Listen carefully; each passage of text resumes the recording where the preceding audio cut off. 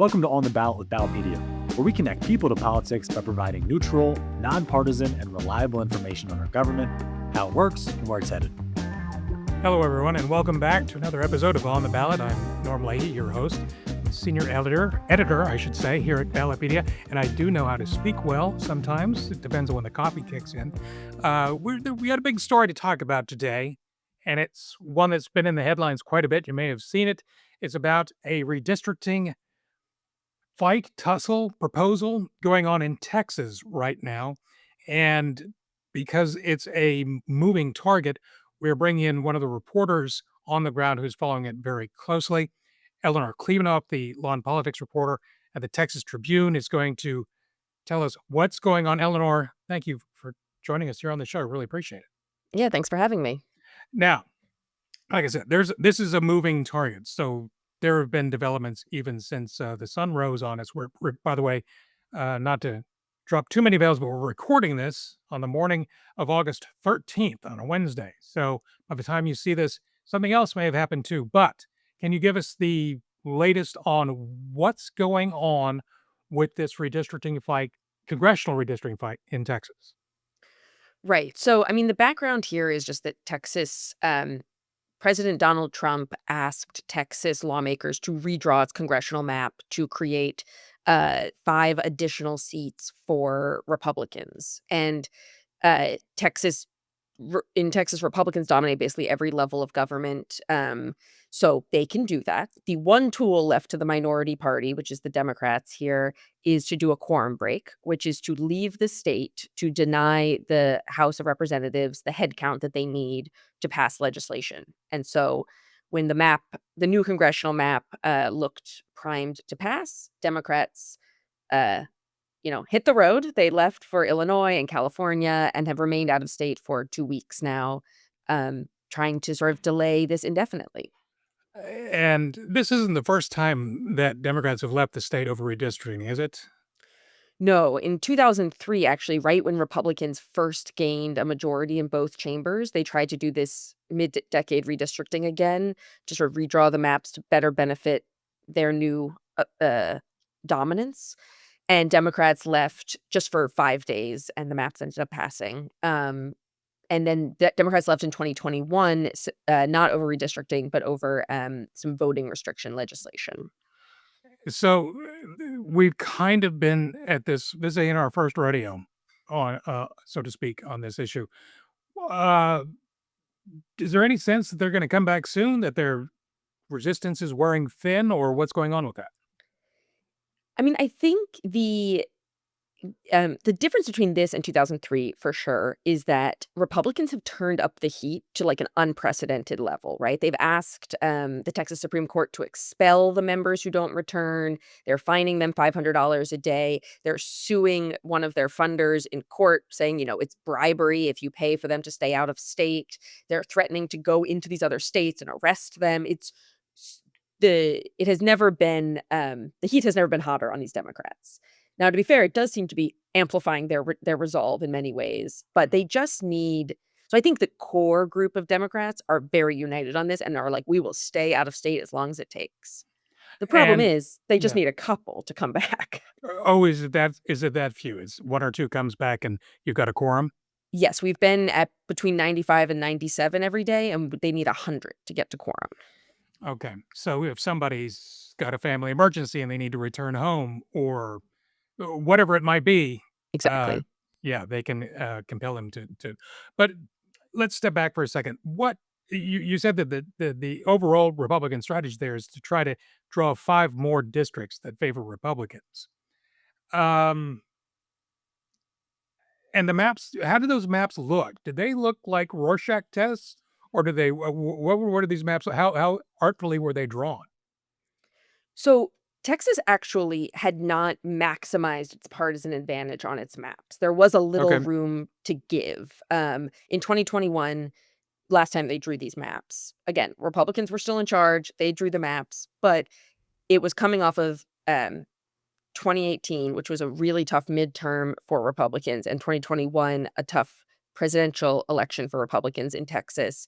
The state is purpling. The state is becoming more diverse. So they drew their districts to protect their incumbents Mm, rather than, how far can we stretch our advantage?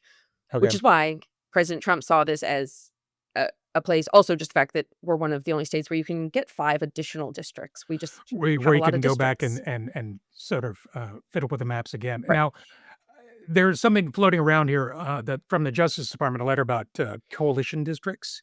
Can you tell us what that was about? Sure. That has sort of been like a wrench in all of this. There is nothing stopping Texas from saying President Trump wants us to draw new maps. We're going to draw new maps. They probably were going to do this anyway. They were getting a lot of pressure from President Trump. In the midst of all of this, though, the Department of Justice sent sent Governor Abbott a letter saying 4 of your congressional districts are unconstitutional racial gerrymanders. You have to redraw them. This has created all kinds of complications they really didn't need, in large part because a lot of legal experts say that the letter misinterprets the law. It is unclear on what they're actually asking them for, and it brings race into this redraw in a way that potentially sets up a lot of legal issues under the Voting Rights Act. And so um, the coalition districts issue is sort of a really thorny legal question of if, you know, we understand that Black voters and Hispanic voters, need to have their votes, their ability to choose their candidate of choice protected by the law. Mhm. That is in the Voting Rights Act. If a district is not majority Black or majority Hispanic, but is majority Black and Hispanic combined, is that a group that needs to be protected? The courts have historically said, yes, that group can have the same protections as a single minority group. The Fifth Circuit, which oversees Texas, has said no more.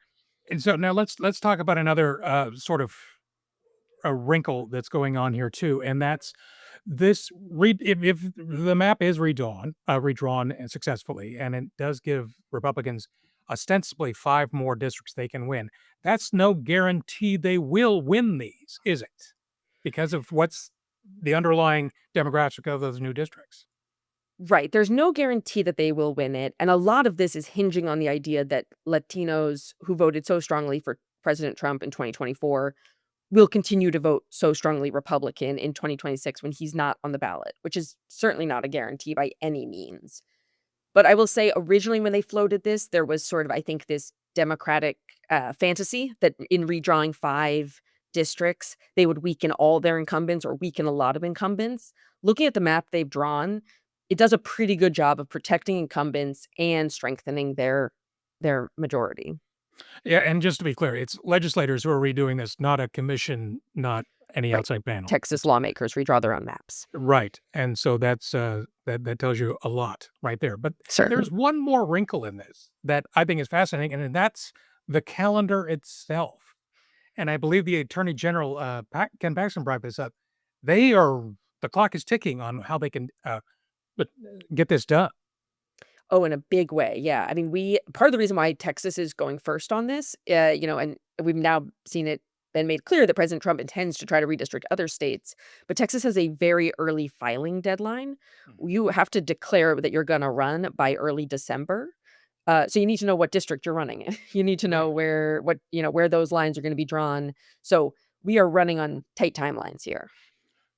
And if they, which plays into everything else, how long Democrats may stay out of state, what sort of other pressures may be brought to bear. So, and all the coalition letters, the clock. So there are a lot of moving parts in this. So given all of that, what's your, I want to ask you to prognosticate, and I know that is dangerous in politics, but where do you think things go from here? You know, It's hard to say. Based on how previous quorum breaks have gone, they will adjourn this session on Friday. They frustrated by the Democrats being out of state. They will call another 30-day special session. The Democrats will return at some point in that saying, we did what we needed to do. We raised awareness. We got other states involved. They're going to redraw their maps now. We knew we could never stop this forever. We're going to pass, we will vote against the maps, but the maps will pass. And all of these legal questions about can you quorum break? Can you expel? Is this legal? All that will sort of be put on ice until the next time Democrats are pushed to the edge. I mean, I just don't think realistically Democrats are in a position to hold this off indefinitely. So when all of all things considered, you think that the map eventually beats the clock and goes into effect? I think almost certainly. I think Democrats' long game is not stop these maps from going to effect, but get other states to redraw theirs. Yeah, so that we're not the only ones Right, doing this. neutralize the gains. Right. Well, we're going to be talking about that, the bigger national picture in the second half. But I know that the Texas Tribune, obviously, this is a hometown story, and you've been following it closely. Where can we check out your reporting on this? All of it at texastribune.org. I'll get that right. And Eleanor, I know you've got a busy schedule ahead of you following this story, but one last thing to think about here too, and it's kind of a tangent to this. How much of the Senate GOP primary between John Cornyn and Ken Paxton plays into this? More than I think any of us anticipated. I mean, they are just lobbing bombs at each other on Twitter, pushing each other to be more and more extreme in dragging, certainly Senator John Cornyn has been accusing Ken Paxton of not doing enough. Ken Paxton, vice versa. John Cornyn has said he's calling in the FBI to go get these members. I mean, this is just like their spat around this primary, which was already pretty messy, is now coming to bear on this quorum break in a way that I don't think is helping either side maintain, normalcy, sanity, and like good political gamesmanship, to be sure. But isn't that why we pay attention to politics? It's stuff like this that makes it just mesmerizing. And Absolutely. Eleanor, I want to thank you for taking the time to bring us up to date on what's going on there. And please go to it's texastribune.org. Yes. And check out all the reporting and the latest on this developing story. Eleanor Klibanoff, thank you for joining us. Really appreciate it. Thanks for having me. And to everybody who's listening and watching, we're going to take a quick break, and we're going to come back, and then we'll go look at this bigger picture, the other states that may be considering redistricting too, opening it up to changing their districts as well. But we'll be back on the other side of a message, and we'll see you soon. Hi, I'm Brianna Ryan, and I cover congressional elections here at Ballotpedia, where we're committed to making politics easier to understand. Each morning brings a new wave of political headlines, some national, many local, and all worth understanding. Ballotpedia's Daily Brew distills the day's most important political developments into a short, clear newsletter delivered to your inbox before your coffee cools. From election updates to policy shifts, it's a calm, nonpartisan briefing that helps you stay grounded in the facts. It's free to subscribe, and it takes just a few minutes to read. You can sign up at ballotpedia.org. Welcome back, everyone. Welcome back to On the Ballot. I'm normally your host. And, the first part of the show, we talked about the redistricting fight that's underway currently in Texas, which is fascinating. And if you need to rewind that and listen to it again, please do, because right now we're going to take a bigger view of things happening nationally, where this story might pop up next. And joining me right now to discuss that is Nathaniel Rakich, who's a former senior elections and analyst at 538. And let me think. Redistricting was supposed to take place, tell me if I'm wrong, Nathaniel, following the 2020 census. And, by 2021, all the dust was settled, except for maybe a few lawsuits here and there. What's going on? Yeah, no, you're absolutely right. And first of all, thank you for having me. It's Yes. great to be back on the ballot. But yes, redistricting is supposed to be something that happens every 10 years, and then you kind of forget about it. It is basically, to take a really big step back. Redistricting is the process that you undertake after the U.S. Census every 10 years to make sure that every district has equal population. So obviously the idea between the House of Representatives is that, there are 435 members of Congress, and they're each representing the same number of people. And after 10 years, because of population growth in some areas, population decreases in other areas, you do have these imbalances where some districts are a lot bigger and therefore people's vote counts less. And redistricting is supposed to smooth that out. And so you literally will have, based on the census, congressional districts that have the same number of people within a state. but it often is used for political purposes. That's nothing new. Gerrymandering is a time-honored tradition by both parties, but historically it has been limited to you draw that map in the year ending in 1, usually right after the census, and it's used for 10 years. As you mentioned, sometimes there are lawsuits that are occasionally successful at overturning a map because it was drawn so unfairly. But for states to just kind of voluntarily decide to redraw their congressional maps in the middle of a decade, like we're seeing right now with Texas and perhaps other states, is quite unusual. And I think certainly within a pattern of normal norms being thrown to the wind during kind of this era, the Trump era of politics. And it really did all begin because I think Donald Trump and other Republicans were looking at the environment in the 2026 midterms. They see the fact that they only have a 3-seat majority in the House, and the fact that polls and kind of historical indicators like just, normal midterm backlash against the incumbent party are quite good for Democrats. And so I think under normal conditions, you would expect Democrats to take back control of the House pretty easily because 3 seats is really nothing. It's a drop in the bucket in 435. But so basically, Republicans think that the only way that they can potentially hold the House is to redraw some of these congressional maps to basically turn Democratic seats into Republican seats, which they can geographically do in Texas. They passed a map in 2021 that was Republican leaning, but it was not kind of the most maximally efficient gerrymander they could have passed. And now they are going for that in an effort to kind of secure 5 more seats for themselves. So looking at the national picture, how many states have done this mid-decade redistricting before? Can you think of any? Yeah, I mean, it is almost always because of lawsuits or something that is in kind of like the legal process, right? So Okay. often, you will have, states like Pennsylvania last decade that, their congressional map was struck down as a partisan gerrymander in state court, and they drew a map that was much fairer, more kind of befitting of the swing state status that is Pennsylvania. Sometimes you'll have racial gerrymandering, which usually goes through the federal courts, and so this happened, for instance, in Alabama and Louisiana, which is still going through the legal process right now before the Supreme Court. But basically, that found that Alabama's map specifically, actually both of their maps, had only 1 seat where Black voters were able to elect their candidate of their choice, and geographically, like just kind of in terms of the pure numbers, like there should be 2 seats in both of those states where Black voters, are the predominant group. And so they had to redraw their maps to add another Black predominant seat.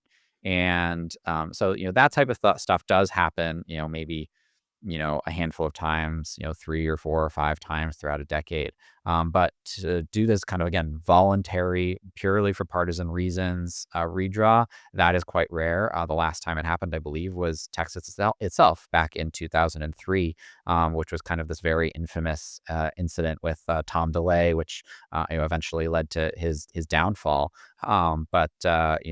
Yeah, it is a quite aggressive partisan move.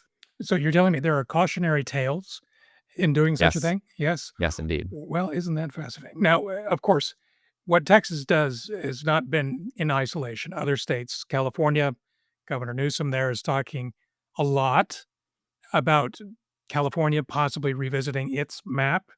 I think there's some talk about such a thing in Florida as well, and other states. What are these other responses? And I know in some of these states, like California in particular, they have to overcome, what is it, a commission that draws Right. districts? It's not the legislature's deal. Yeah, there are significant legal and logistical challenges in California. But yeah, essentially what you're seeing is an arms race, because again, we kind of have this established norm of you draw the districts in 2021 in this case, and then you leave them alone. And Texas is upsetting that, and kind of as a result, like Democrats are saying, well, like then we are going to redraw our districts, and then Republicans in other states like Florida and Missouri is another one where they're considering it, are saying, well, then we're going to do it, ourselves. And then you just have this kind of like race where all of a sudden, I mean, this has yet to happen, right? And I would be surprised if it kind of goes all the way, to where every state becomes maximally gerrymandered. But suddenly you have this kind of very concerning arms race for, for kind of people who care about voting rights and kind of balanced elections, where House elections are becoming less fair and less competitive in potentially several states. But yeah, specifically California is the one that is the most, like places like Florida and Missouri have just kind of been talking about it. There haven't been any concrete moves yet. California is the one that seems like that's the most likely to at least attempt to respond to Texas. But as you mentioned, California has an independent redistricting commission, and it is not just the law, it is in the state constitution. And that is not something where Gavin Newsom can just wave his arm, or even the legislature can just, can wave their hand and say, we are going to draw a Democratic gerrymander that will counteract basically this Texas gerrymander. They have a couple of plans to overcome this. I'm not sure how successful they're going to be. It sounds like there is going to be a session of the legislature that Gavin Newsom calls, where they are going to try to pass a new map to override the current map that, again, was drawn by a commission and is a pretty fair map. And so they are going to try to override that with something that is a kind of a very like vicious Democratic gerrymander. Something like 49 of the 52 seats will be solidly Democratic or something like that. And they're going to try to put this on the ballot as a special election, essentially, this November. And that is basically the only way that they can get around this part of the Constitution, is if they essentially pass a constitutional, the legislature can try to put a constitutional amendment on the ballot that says, just for now, we are going to pass a new congressional map that overrides this commission. And this is what the map is going to be. But they need 2/3 of the legislature to vote to put it on the ballot. Then they would need to pass a statewide election. There are a lot of questions about whether California can gear up for a special election in such a short period of time. Like California is known, of course, for kind of, a challenging election administration apparatus, right? It's a state that famously counts its votes very slowly. There are a lot of jurisdictions, a lot of big jurisdictions. Los Angeles County is, I believe, the biggest election jurisdiction in the country with millions and millions of people. They need to print ballots. They need to set up polling places. And again, this is a special election. This is not a state like Virginia or New Jersey that was already going to be going to the polls in November. They have to set all this up kind of from scratch. And basically, election officials have said that, there's a deadline that by like late August, we need to know whether we are going for this. And so they basically only have like a week or so in the legislature to pass a map and officially do this. Yeah. And so So what could possibly go wrong? right. It's a very tight timetable. And then, of course, I'm sure there would also be legal challenges to the referendum by Republicans. And so it's very unclear whether this is something that California can actually do. Well, I think what you just brought up here is important about potential legal challenges to any of these changes. Even if Texas goes ahead, Right. I suspect there would be legal sure. challenges to that as well. But the clock is ticking on all of these states if they want to tinker with the lines. And I know Texas has an early filing deadline for all candidates. California has an early primary. So they're really pushing things to do this, and there's the potential to do it to bungle it, isn't there? Yes, absolutely. The legal challenges alone, if these maps are stayed in court, they may very well not, even if they pass these hurdles that they still have to pass. In Texas, they can just, Texas doesn't have an independent commission, so the legislature does technically have the power to pass a new congressional map, even if it is highly unusual. But yeah, then there would certainly be legal challenges, and a court could say, we're going to put this on hold, or, it's too close to the election. By the time, these challenges in court, the things that I mentioned earlier in Pennsylvania and Alabama and Louisiana, they take years. And so we there may not, even if they pass all those political challenges, we may not actually have new maps for the 2026 elections, at least. Yeah, and just to be clear, the states that are batting this idea about redrawing maps are only talking about their congressional districts, not state legislatures. Right, exactly. This is basically entirely about control of the U.S. House, which, again, I think Republicans correctly view as being very endangered for them in 2026. And all right, let's make a bold assumption, which is always dangerous, as that somehow, let's say both Texas and California get something through, miracle of miracles, and the lines are redrawn. Even if the lines are redrawn to favor one party or another in those two states, there's no guarantee the voters are going to agree to it. And especially in Texas, they're taking a big gamble that recent voting trends Well, are going to yeah, hold, aren't they? yes, sort of. I think that, yeah, no, yeah, that's a fair point. I think exactly. Voters are going to have a say in two different ways. So first of all, in California, they will literally have a say on whether to pass this new map. They may have a say on it because, again, I think it's up for debate whether they can actually get this on the ballot.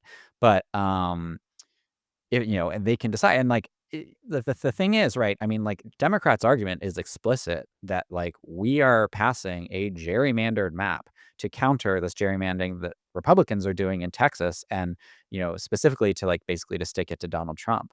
And that is a very partisan argument. And I think that there are certainly a lot of people in the Democratic kind of activist class and party apparatus that want to make sure they beat Republicans, but gerrymandering is not popular, right? If you ask people just like straight up, like, do you think that politicians should be able to draw the lines? Do you want like your state's congressional map to be biased toward Democrats or biased toward Republicans? That's very unpopular. People want like the idea of fair elections and fair maps, unsurprisingly. And so obviously California is a very Democratic and blue state, but are there enough like really partisan Democrats who want to be like, yes, I want to not be in a competitive congressional district because I want to stick it to Donald Trump? I think that's a very open question. And then Yeah. secondly, to your question about Texas, sorry, I'm monologuing, but No, it's okay.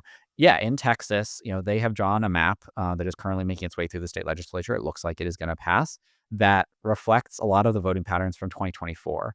But 2024 saw a pretty big shift back to the right for Texas from where it was in like 2020 and 2018, when obviously people were starting to be like, ooh, is Texas going to turn blue soon? And yeah, like they are assuming, I think if we do see some reversion to that, which is not outside the realm of possibility, some of those districts that Republicans drew for themselves, the way that it works is to get rid of a Democratic district, you have to take those Democratic voters and distribute them evenly throughout Republican districts. And they can make a gamble that something like a district that voted for Donald Trump by 15 or 20 points in 2024 is still going to be safely Republican. But what if it's not? Like, you could have a situation where maybe it backfires a little bit. Personally, I think the odds of that are low. I think it's probably going to be they're going to win that gamble, but it is possible. It is not without risk. And last question I want to ask you, Nathaniel, is there are well-organized and quite persuasive advocates for nonpartisan redistricting commissions. What are they saying? What have you heard them say about these machinations? Yeah, I mean, a lot of people are kind of digging into partisan trenches. So Common Cause, which is an organization that it literally sued to stop partisan gerrymandering and lost in front of the Supreme Court in the case Common Cause v. Rucho. They came out the other day to say that they wouldn't preemptively oppose the redistricting that California is going to do, which is probably going to result in a Democratic gerrymander. And so I think that Democrats obviously argue that they have to respond in this way because, basically if Republicans, are able to gerrymander all their states and Democrats don't, then Republicans would basically lock in control of the U.S. House, and then there wouldn't be any kind of like progress on, what Democrats say or, kind of like their fair agenda. But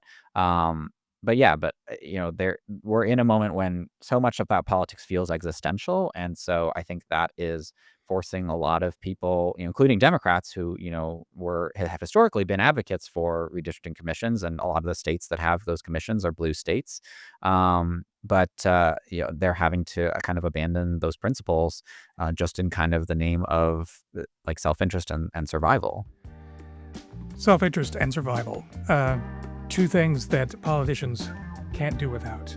Nathaniel Rakich, an independent political analyst, and redistricting specialist. I appreciate you joining us on the ballot today to discuss this evolving story that who knows where it will end. But thank you for joining us. Thanks so much, Norm. And for everybody else listening, watching, you can learn more about redistricting, of course, on the show notes for this episode, and of course at ballotpedia.org. We'll be back next week with another episode of On the Ballot, and until then, we will see you in the digital pages of Ballotpedia. Take care.